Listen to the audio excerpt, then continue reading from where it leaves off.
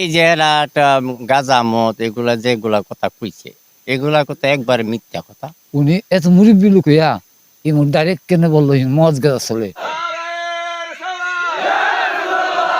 আজকে 2 মাস হইলো এটা হারা এটার পিছনে লাগছে। নুরদন আলিয়ার দায়িত্ব পাইয়া উনি দায়িত্ব দিয়ে গেছে তাবরিজ সরকারকে।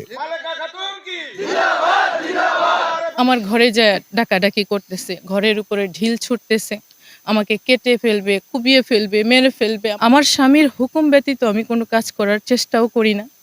তবে এখানে তারা বাবা ছেলে মিলে একটা দ্বন্দ্ব জড়াইছে একটা জমি নিয়ে, সেটা আমি জানি না, কারণ আমি বউ, এই বাড়ির বউ।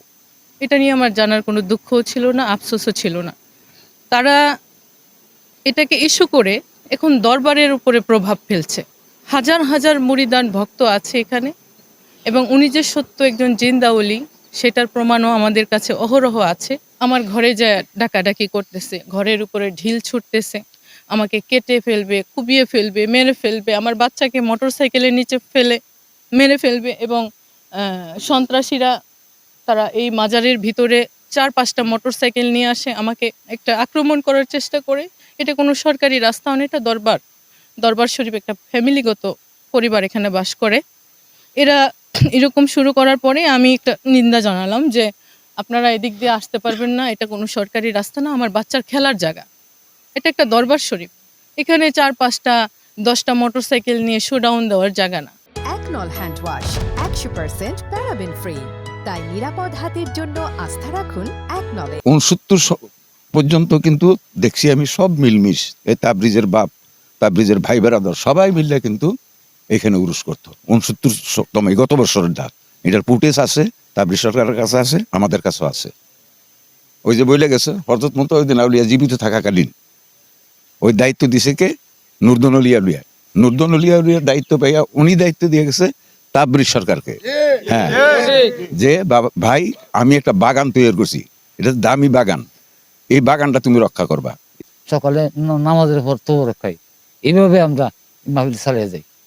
আজকে যে এই মাহফিলের মধ্যে মদ গাঁজা কইল, উনি আমার সঙ্গে, আমার মনে হয় 5 বছরের বড় উনি হবে। উনি যে বললো উনি এত মুরব্বী লোক হইয়া এমন ডাইরেক্ট কেন বললো মদ গাঁজা চলে। এই যে এরা একটা গাঁজা মদ এগুলা যেগুলা কথা কইছে এগুলা কথা একবারে মিথ্যা কথা।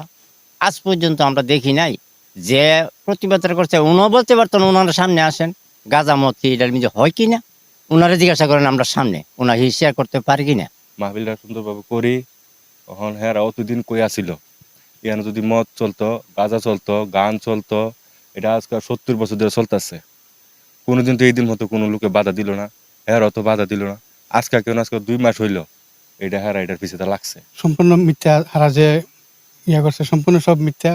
এখানে গাঞ্জা চলে, জোয়ার আড্ডা সব মিথ্যা। 45 বছর মাথায় গিয়া মনে করেন যে 5 বছর মাথায় গিয়ে আমি বয়াত হয়েছি, তাহলে আমার বয়াতের বয়স হলো 45 বছর।